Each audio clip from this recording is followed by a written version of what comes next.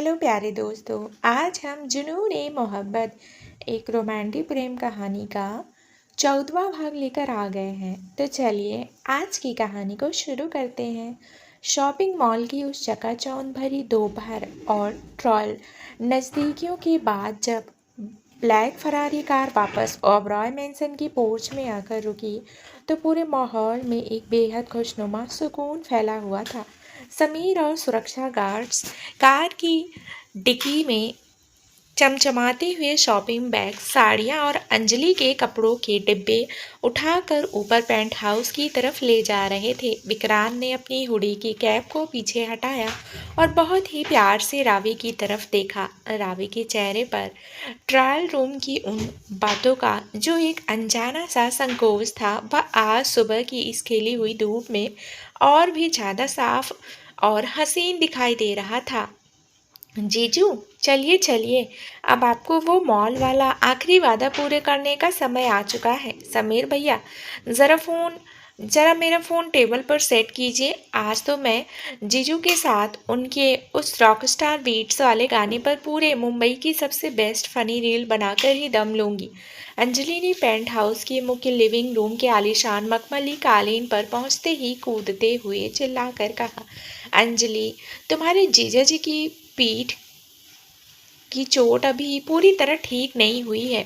उन्हें ज़्यादा तेज dance move करने के लिए तंग मत करो। रावी ने सोफे पर अपनी फाइल रखते हुए बहुत ही मीठी और डांटने वाली आवाज़ में मुस्कुराते हुए कहा, अरे नहीं रावी, मैं बिल्कुल ठीक हूँ। अपनी इस चुलबुली साली की यह आखिरी जिद मैं भला कैसे टाल सकता हूँ। अंजलि म्यूजिक ऑन करो, तुम्हारी यह रील आज पूरे सोशल मीडिया पर ट्रेंड करेगी। विक्रांत ने बहुत ही मज़ेदार और सीधे अंदाज में अपनी शर्ट के आस्तीन को ऊपर मोड़ा और स्टेज वाले स्वैग के साथ अंजलि के बगल में खड़ा हो गया। रावी खुद मुस्कुराते हुए आगे बढ़ी। उसने अंजलि का फ़ोन अपने हाथ में लिया और डायरेक्टर की तरह कड़क आवाज में कहा, rolling camera and action. Music के तेज बीट्स बजते ही विक्रांत बहुत ही फनी और चुलबुले अंदाज में अंजलि के साथ अजीबोगरीब डांस स्टेप करने लगा। देश का नंबर 1 पॉप आइकन आज अपनी साली के सामने एक छोटे बच्चे की तरह मस्ती कर रहा था और उसकी इस लाचारी को देखकर पूरा पेंट हाउस ठहाकों और खुशियों की गूंज से पूरी तरह सराबोर हो चुका था। रावी फोन पकड़े लगातार विक्रांत के उस मुस्कुराते और सीधे चेहरे को देख अंदर ही अंदर उसके इस नए रूप में पूरी तरह से खो चुकी थी। इसी समय जब पूरा लिविंग रूम मस्ती और ठहाकों में डूबा हुआ था, रावी की माँ सुमन मेहरा बहुत ही शांत कदमों से चलती हुई पेंट हाउस के मुख्य गेस्ट वैनिटी रूम के अंदर गई ताकि वे अपनी नई खरीदी हुई साड़ियों को अलमारी के अंदर सहेज कर रख सके। जैसे ही वो अलमारी का पल्ला खोलने के लिए आगे बढ़ी, बेड के साइड दराज के ऊपर रावी का वो पुराना साधारण सा मिडिल क्लास बैग रखा हुआ था। सुमन मेहरा ने जैसे ही उस बैग को साइड में हटाने के लिए उठाया, बैग की जेब थोड़ी सी खुली होने के कारण अंदर से ओबराय साम्राज्य की वो सोने की चाबियों का गुच्छा और एक भारी मखमली लाल रंग का लीगल लिफाफा सरक कर सीधे फर्श पर जा गिरा। सुमन मेहरा ठिठक गई। उन्होंने झुककर उस भारी लिफाफे को उठाया और जैसे ही उनकी नज़र उस कागज के मुख्य पन्ने की बोल्ड हेडिंग पर पड़ी, उनके पैरों के नीचे से जैसे पूरी जमीन ही खिसक गई। उस लीगल फाइल के ऊपर बड़े बड़े अक्षरों में लिखा था, secret marriage contract Oberoi corporation and family Mehra, और उसके ठीक नीचे 2 दिन पुरानी तारीख दर्ज थी जहां बड़े साहब दिग्विजय सिंह और सबसे नीचे बहुत ही साफ अक्षरों में उनकी लाडली बेटी रावी मेहरा के दस्तखत बने हुए थे और उनके बगल में एक बहुत ही सख्त शर्तों की लिस्ट लिखी थी कि दुनिया के सामने, मीडिया के सामने यह शादी पूरी तरह से गुप्त रहेगी। रावी ओबरॉय मैंसन के अंदर विक्रांत की हिडन वाइफ बनकर रहेगी और बदले में ओबरॉय मेडिकल ट्रस्ट उनके पापा राकेश मेहरा के कोमा का पूरा इंटरनेशनल इलाज ताउम्र करेगा। यह क्या है? रावी की शादी एक कॉन्ट्रैक्ट के तहत हुई है, वह भी इस बंद कमरों के पीछे दुनिया से छुपकर। सुमन मेहरा का पूरा शरीर यह चौंकाने वाला सच अपनी आंखों के सामने पड़ते ही थर थर कांपने लगा। उनकी आंखों से आंसुओं का एक सैलाब बहने लगा। उन्हें अब समझ आ रहा था कि क्यों रावी अचानक इतनी बड़ी हवेली की मालकिन बन गई और क्यों विक्रांत उसके सामने इतना बदल गया था। यह कोई प्रेम विवाह नहीं था, इसके पीछे उनकी बेटी के स्वाभिमान का एक बहुत बड़ा सौदा छुपा हुआ था। उन्होंने उस फाइल को अपने सीने से लगाया और बहुत ही भारी कांपते कदमों से बेडरूम का दरवाजा खोलकर सीधे लिविंग रूम की तरफ आई। लिविंग रूम में अभी भी अंजलि और विक्रांत की रेल की शूटिंग चल रही थी और सब हंस रहे थे। रावी, जरा मेरे साथ इस अंदर वाले कमरे में आओ, मुझे तुमसे बहुत ही जरूरी बात करनी है। सुमन मेहरा की आवाज में इस वक्त एक ऐसी रूंधी हुई और भारी तड़प थी कि रावी का दिल झटके से धड़कने लगा। उसने अंजलि का फोन टेबल पर रखा, विक्रांत की तरफ देखा और बहुत ही चिंतित चेहरा लिए अपनी माँ के पीछे पीछे गेस्ट बेडरूम के अंदर चली गई। सुमन मेहरा ने पीछे से दरवाजा बंद कर लिया। कमरे के अंदर आते ही सुमन मेहरा ने झटके से वो लाल मखमली लिफाफा रावी के सामने मेज पर पटक दिया। उनकी आंखों से लगातार आंसू बह रहे थे। रावी, मुझे सच सच बताओ, यह क्या है? यह सीक्रेट मैरिज कॉन्ट्रैक्ट क्या है? तुम्हारी शादी इस बड़े सुपरस्टार सिंह ओबराय से इस तरह दुनिया की नजरों से दूर इस बंद पिंजरे के पीछे क्यों हुई? तुमने तुमने अपने इस माता पिता से इतना बड़ा सच क्यों छुपाया? रावी, तुम्हारी माँ अभी जिंदा है। हमारे रहते तुमने अपनी जिंदगी का इतना बड़ा फैसला एक समझौते के तहत कैसे कर लिया? रावी ने जैसे ही मेज पर उस सीक्रेट मैरिज कॉन्ट्रैक्ट की फाइल को देखा, उसका पूरा वजूद एक पल के लिए शून्य रह गया। वह जानती थी कि आज उसकी माँ के सामने उस चक्रव्यूह का पूरा सच आ चुका था, जिसे उसने अब तक अपने दिल के अंदर छुपा रखा था। वह बहुत ही नरमी से आगे बढ़ी।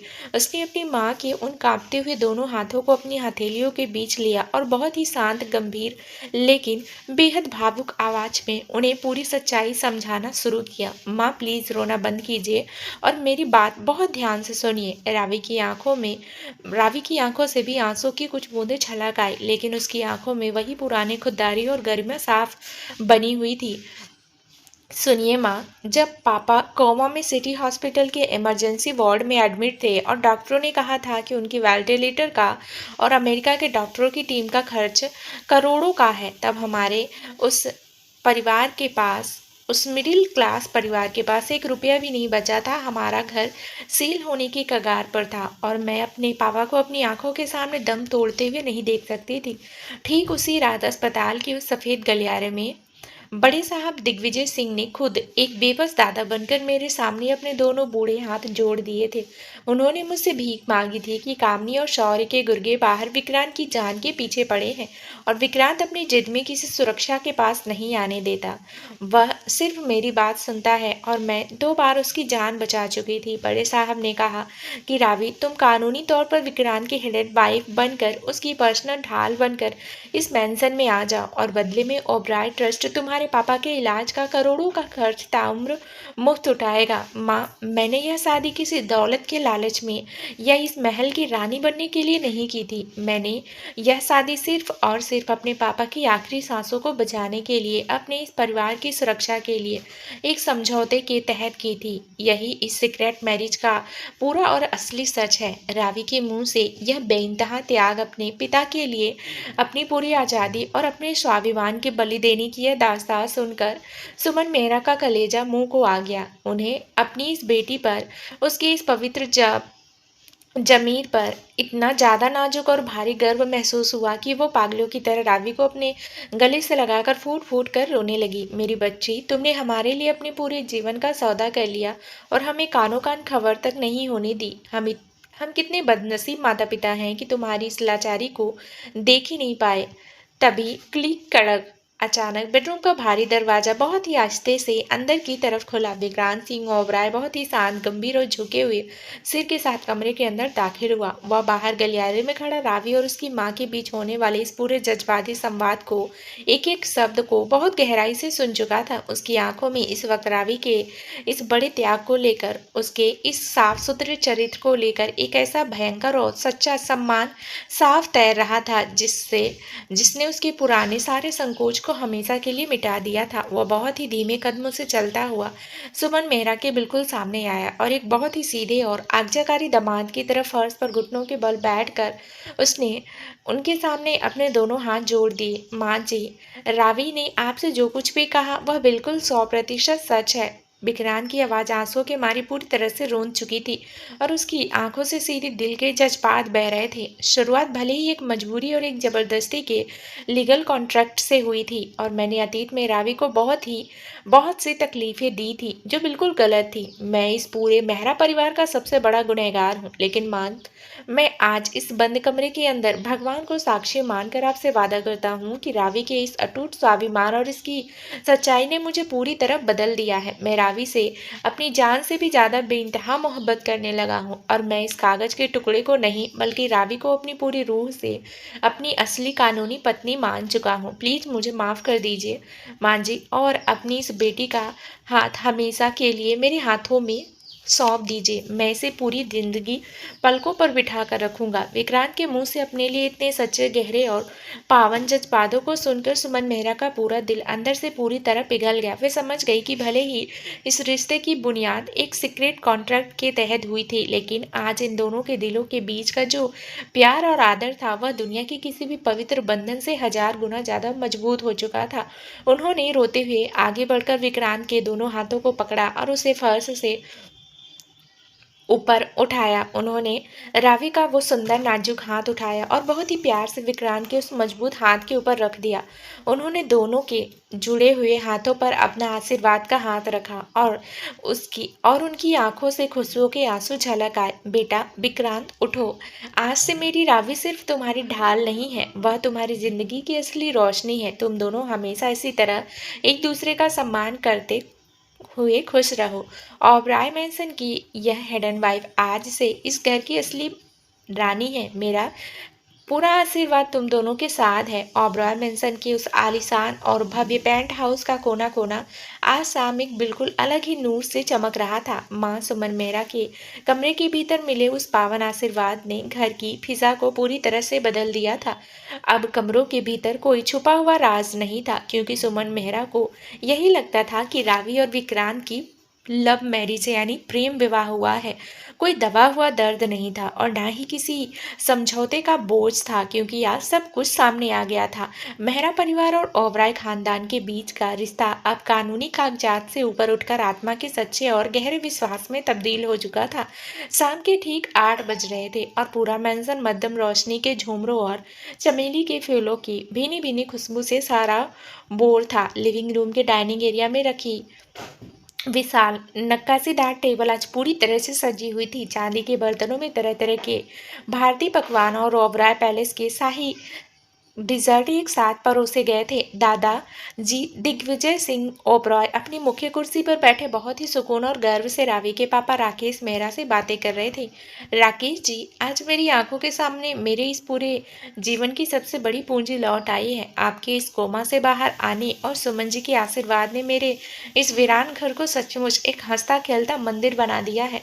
दादाजी ने बहुत ही भावुक और भारी आवाज में अपने हाथ की सोने की छड़ी को सहलाते हुए कहा, बड़े साहब, यह सब सिर्फ और सिर्फ हमारी रावी के संस्कारों और भगवान की कृपा का फल है। और विक्रांत बेटा, तुमने आज जो सम्मान हमारी सुमन और मेरे पैरों को छूकर दिया,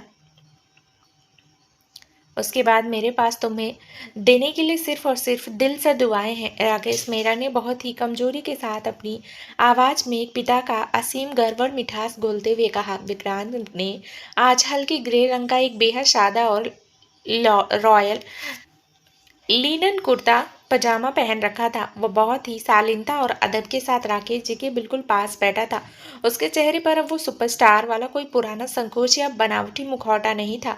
उसकी गहरी भूरी आंखों में सिर्फ और सिर्फ खुद को इस परिवार का एक सच्चा बेटा साबित करने का एक पावन संकल्प साफ दिखाई दे रहा था। रावी डार्क मैरून रंग के एक बहुत ही खूबसूरत अनारकली सूट में अपने बालों को एक तरफ बांधे हुई पूरी टेबल की कमान संभाले खड़ी थी। वह अपनी बाजू की पट्टी के दर्द को पूरी तरह भूल कर बहुत ही कोमलता से सबको खाना सर्व कर रही थी। अरे वाह, तो मम्मी जी की हरी झंडी दिखाने के बाद हमारे जीजा जी तो बिल्कुल भीगे बिल्ली बन गए हैं। दीदी देखो तो जरा, जो रॉकस्टार कल तक स्टेज पर आग लगा रहा था, आज वह पापा के सामने कितने सीधे और सुशील दामाद बनकर बैठे हैं।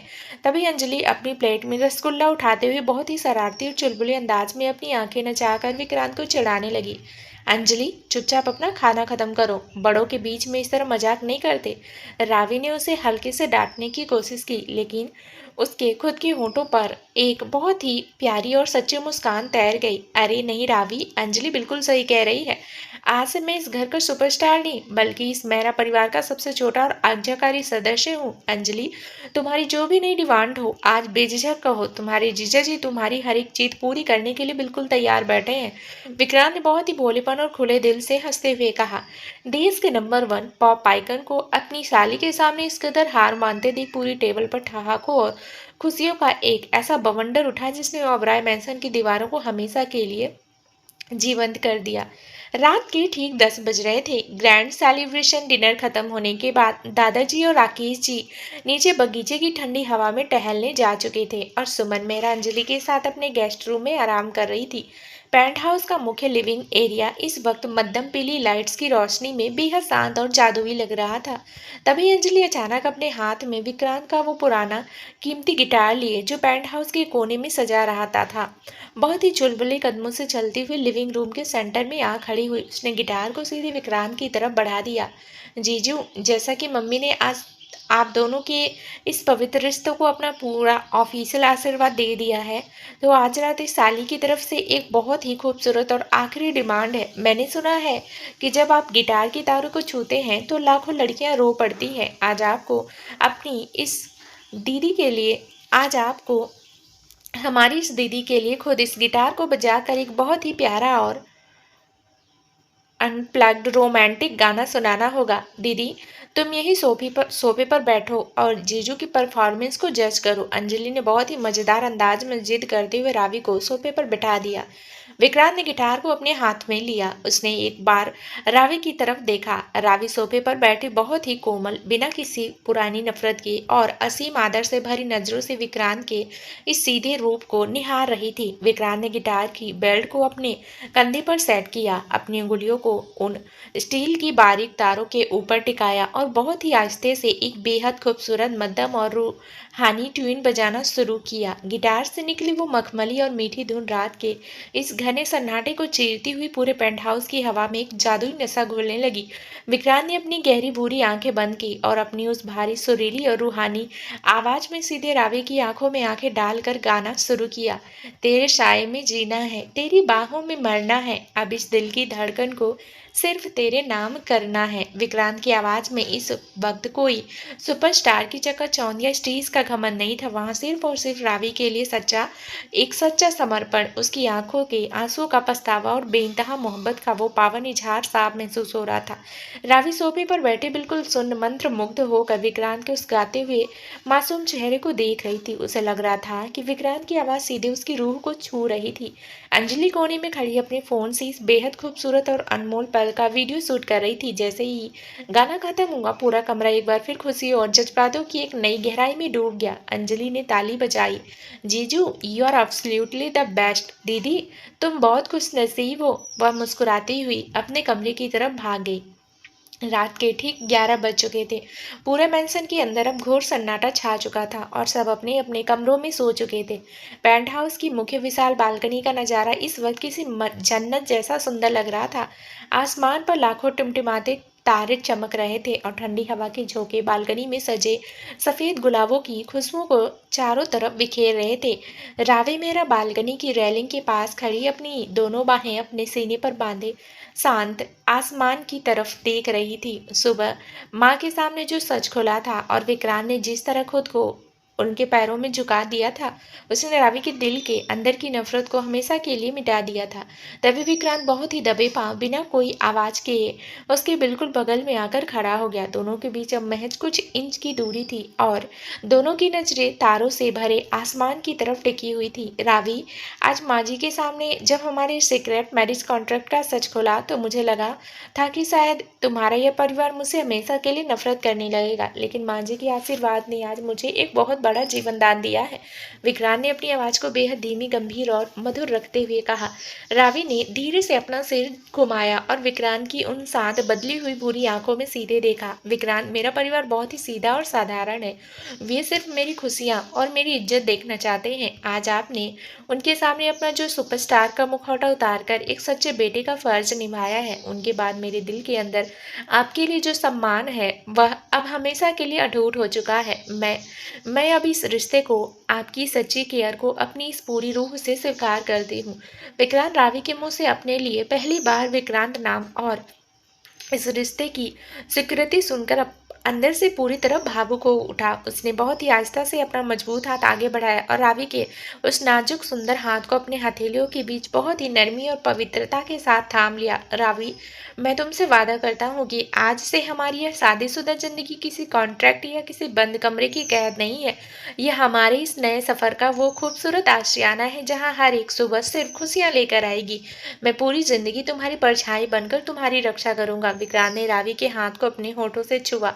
ओबरॉय मेंशन की उस आलीशान पेंट हाउस की खिड़की के कांच से छन कर आती हुई सुबह की गुनगुनी धूप जब धीरे धीरे रावी मेहरा के चेहरे पर फैली तो उनकी आंखें बहुत ही सुकून के साथ खुली। रात भर बालकनी में विक्रांत के साथ हुई वो बेहद मैच्योर और जज्बाती बातें, उसकी गिटार की वो रूहानी धुनें और माँ सुमन मेहरा का मिला वो पावन आशीर्वाद, सब कुछ रावी के दिल के भीतर एक अजीब सी शांति भर चुका था। उसके दिल में विक्रांत के लिए जो नफरत की आखिरी दीवार बची थी वह अब पूरी तरह से पिघल कर खत्म हो चुकी थी। रावी बेड के सिरहाने अपनी पीठ लगाकर बैठ गई। उसने अपने बिखरे हुए घने काले बालों को समेट कर एक तरफ कंधे पर गिराया। उसके बाएं बाजू पर बधी सफेद पट्टियां पूरी तरह से सूख चुकी थी और उसका दर्द भी बहुत कम हो चुका था। उसने सामने वाले सोफे की तरफ देखा जहां विक्रांत अभी भी तकिया सीने से सटाए गहरी नींद में सोया हुआ था, बिना किसी सुपरस्टार वाले नखरे के, सिर्फ उसके आराम के लिए खुद सोफे की तंग जगह पर सो जाने की। विक्रांत की यह सादगी रावी के दिल को गहराई से छू रही थी। रावी बहुत ही आहिस्ते से बेड से नीचे उतरी। उसने हल्के गुलाबी रंग का एक बेहद सादा ग्रेसफुल सूती सूट पहन रखा था। वह दबे पांव चलती हुई सोफे के पास आई और बहुत ही खामोशी से घुटनों के बल फर्श पर बैठकर विक्रांत के उस शांत सोते हुए चेहरे को निहारने लगी।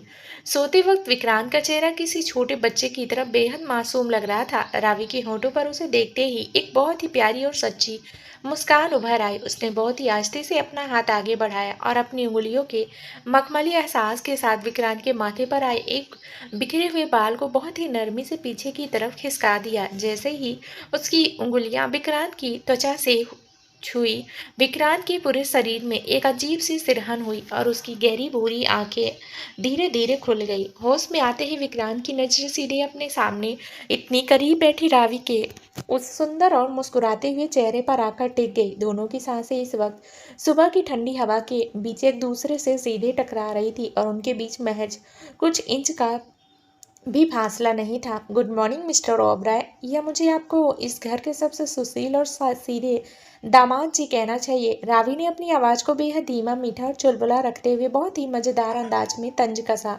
विक्रांत अपनी आंखें खोलते ही रावी के मुंह से यह प्यारी सी नोकझोंक सुनकर अंदर से पूरी तरह से ब्लश करने लगा। उसके चेहरे पर एक बहुत ही प्यारी सी मुस्कान आ गई। उसने सोफे पर लेटे लेटे ही बहुत ही आदर और कोमलता के साथ आगे बढ़कर रावी के उस नाजुक सुंदर हाथ को अपनी हथेलियों के बीच थाम लिया। गुड मॉर्निंग मेरी कड़क बॉस। आज सुबह सुबह अपनी इस मालकिन के चेहरे पर यह सच्ची मुस्कान देखकर सचमुच मेरा यह पूरा दिन बन गया। तुम बताओ, तुम्हारे बाजू का दर्द अब कैसा है? मैं बिल्कुल ठीक हूँ विक्रांत, दर्द अब लगभग खत्म हो चुका है। अब आप प्लीज इस सोफे से उठिए।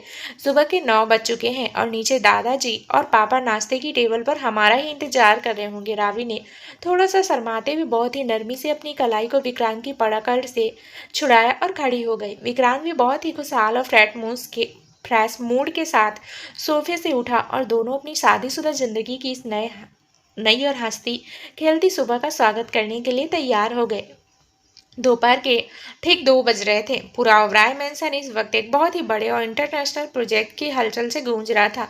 कामनी और सौर्य के उस खूनी साम्राज्य के पूरी तरह से जब्त होने के बाद ओबराय कॉरपोरेशन के सारे रुके हुए काम दोबारा बहुत तेजी से पटरी पर लौट रहे थे। समीर और 3 मुख्य पीआर मैनेजर्स फाइल हाथ में लिए पेंट हाउस के लिविंग रूम के अंदर खड़े थे।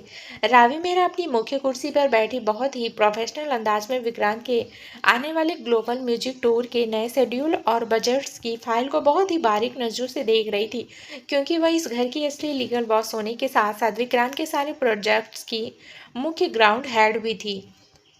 मैडम, लंदन और पेरिस की सबसे बड़ी international music company Empire Records की तरफ से विक्रांत सर के लिए यह नया वीआईपी कॉन्ट्रैक्ट आया है। वे चाहते हैं कि सर अगले हफ्ते से ही अपने नए एल्बम की शूटिंग और कॉन्सर्ट्स के लिए पेरिस रवाना हो। पूरा बजट और चार्टर फ्लाइट्स की डिटेल्स इस फाइल में है। बस आपके फाइनल दस्तखत की मंजूरी बाकी है। समीर ने बहुत ही शालीनता से फाइल रावी की तरफ बढ़ाते हुए कहा।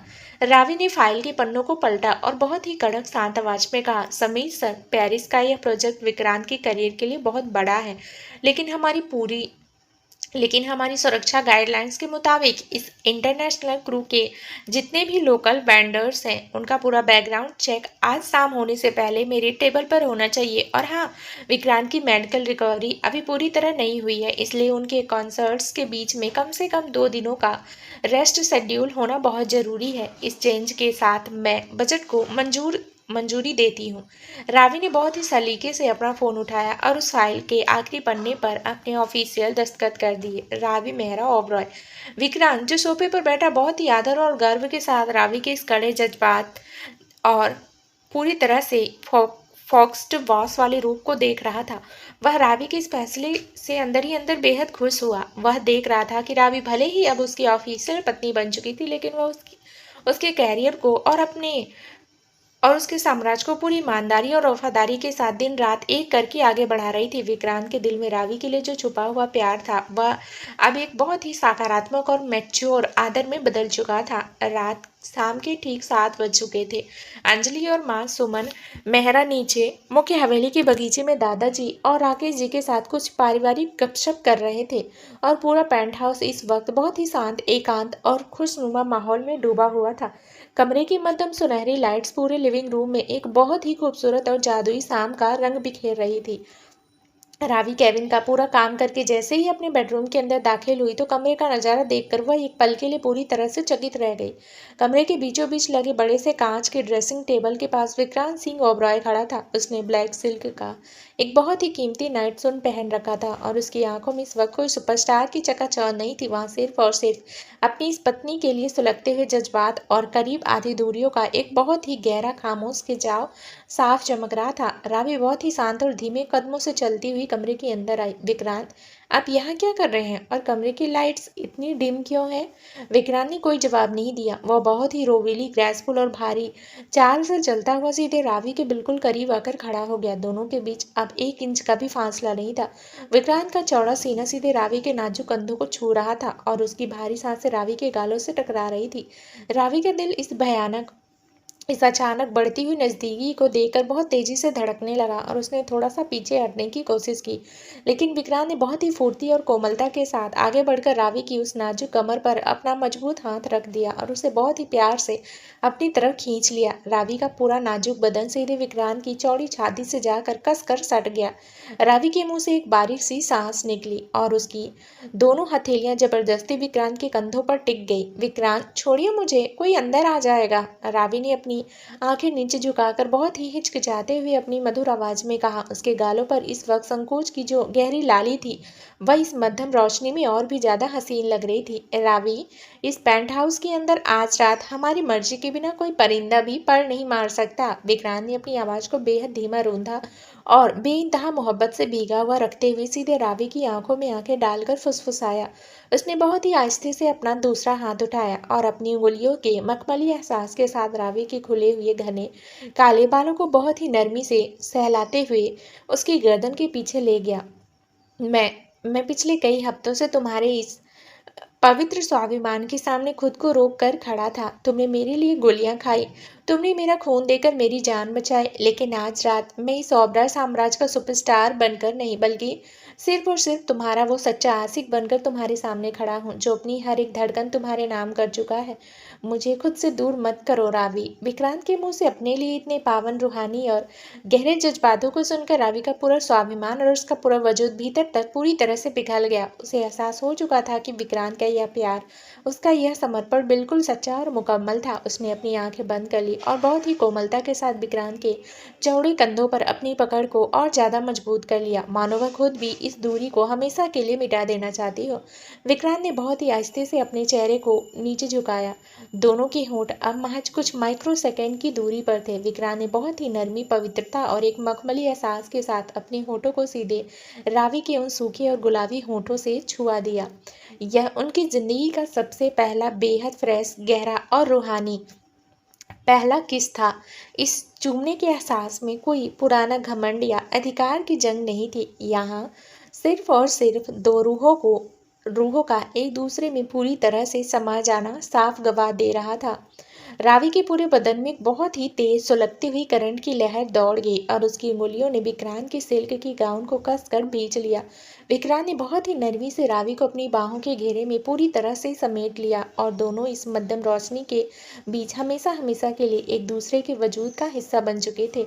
उन दोनों के बीच अधिकार, नफरत और उस घमंडी कॉन्ट्रैक्ट की वो आखिरी कड़वाहट अब इस पहले मखमली किस के साथ हमेशा के लिए खत्म होकर एक बहुत ही गहरे, मैच्योर और प्योर लव ट्रैक की मोड़ पर आ खड़ी थी, जहां ओबराय मैंसन की इस बंद बेडरूम की दीवारें अब इन दोनों के रिश्ते की एक बहुत ही खूबसूरत, खुशहाल और नई रोमांटिक दास्तान की पहली गवाह बन चुकी थी। इस मुकम्मल जज्बात के साथ अपने सबसे हसीन और मुकम्मल अंदाज की तरफ कदम रख चुकी थी। किचन के उस शांत और बेहद खुशनुमा माहौल के बाद रावी बहुत ही धीरे से सीढ़ियां चढ़ती हुई वापस ऊपर अपने बेडरूम की तरफ बढ़ी। उसके कदम इस वक्त बहुत ही हल्के थे और उसके चेहरे पर एक अजीब सा सुकून फैला हुआ था।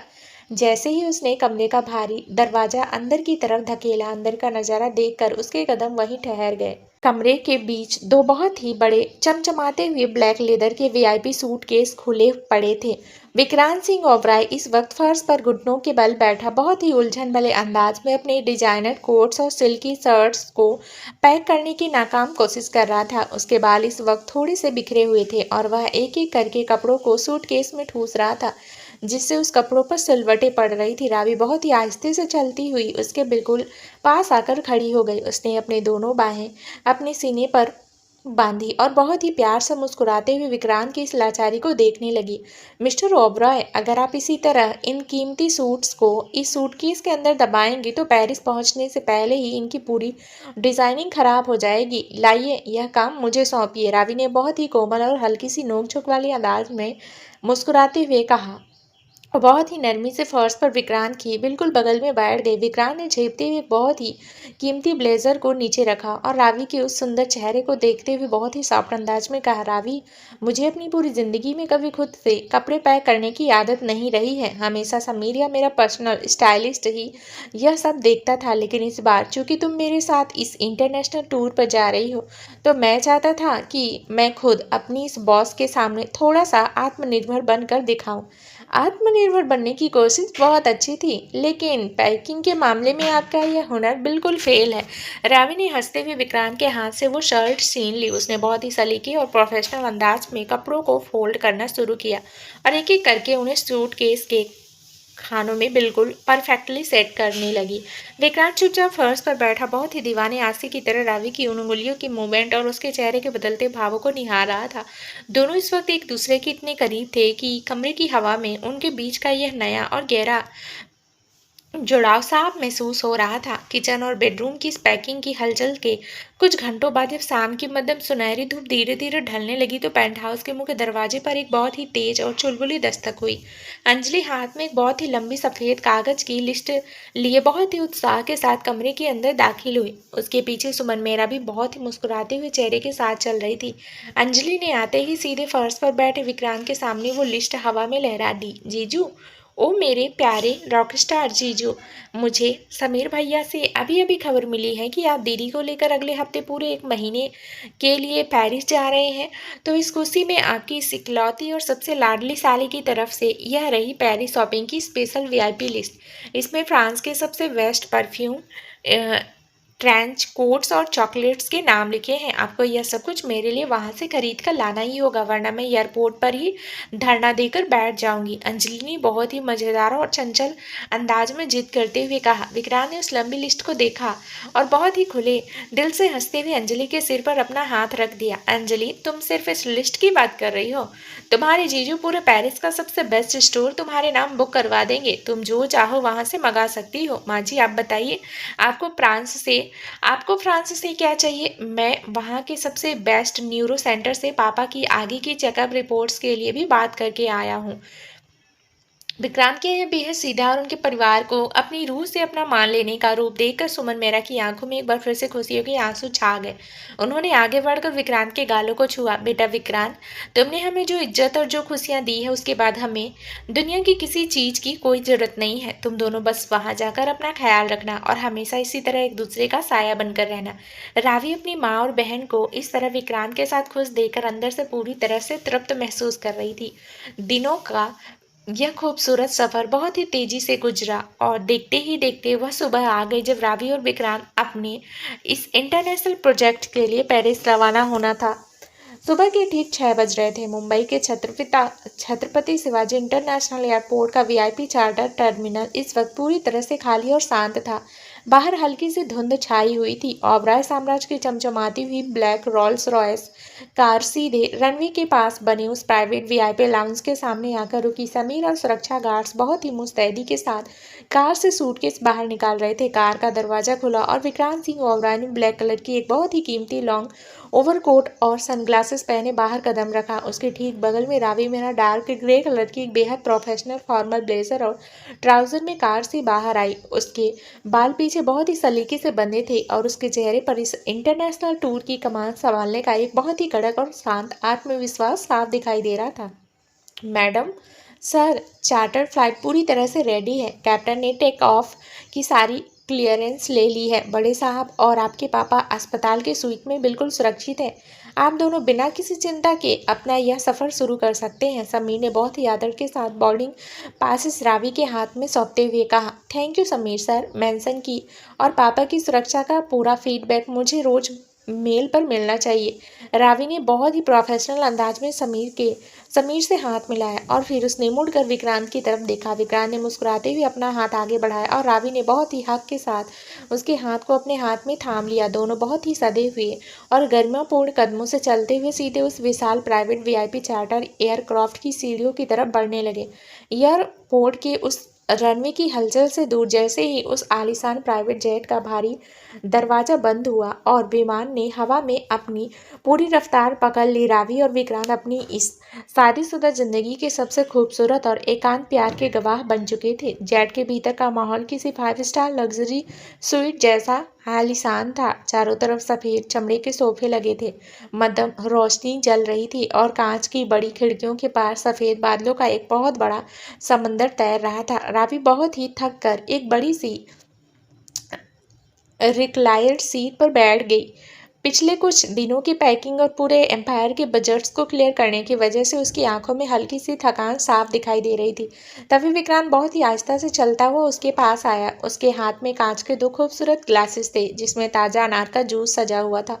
उसने एक ग्लास बहुत ही नरमी से रावी की तरफ बढ़ा दी। थक गई हो रावी?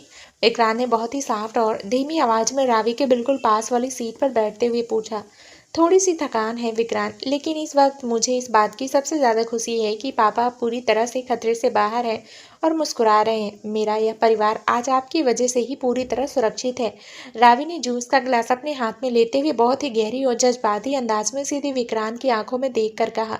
विक्रांत ने अपने सनग्लासेस को साइड टेबल पर रखा। उसकी बुरी आंखों में इस वक्त रावी के लिए जो समर्पण था वह किसी भी शब्दों से परे था। उसने बहुत ही आहिस्ते से अपना हाथ आगे बढ़ाया और रावी के उस सुंदर नाजुक हाथ को अपनी दोनों हथेलियों के बीच बहुत ही पवित्रता के साथ थाम लिया। रावी, यह परिवार अब सिर्फ सिर्फ तुम्हारा नहीं है, यह हमारा परिवार है और पेरिस का यह नया सवेरा हमारी इस ज़िंदगी की एक बिल्कुल नई और हँसती खेलती दास्तां की शुरुआत है। मैं तुम्हें इस दुनिया की हर एक खुशी लाकर दूंगा। यह विक्रांत सिंह ओबराय का अपनी इस बॉस से आखिरी और अटल वादा है। दोनों की नजरें इस बादलों के समंदर के बीच हवा में तैरते हुए उस आलीशान जेट के अंदर बिल्कुल एक दूसरे में खो चुकी थी। उन दोनों के बीच की वो पुरानी दूरियां अब हमेशा के लिए खत्म होकर एक बहुत ही गहरे मैच्योर और प्योर लव ट्रैक के मोड़ पर आ खड़ी हुई थी, जहां पेरिस की खूबसूरत हवाएं अब इन दोनों के रिश्ते की एक बहुत ही हसीन खुशहाल और नई दास्तां लिखने के लिए पूरी तरह तैयार खड़ी थी। तो दोस्तों, आगे अब इस कहानी में क्या नया ट्विस्ट आएगा, ये जानने के लिए इस कहानी का अगला भाग जरूर सुनिए, जो बहुत ही जल्द इस चैनल पर प्रसारित कर दिया जाएगा।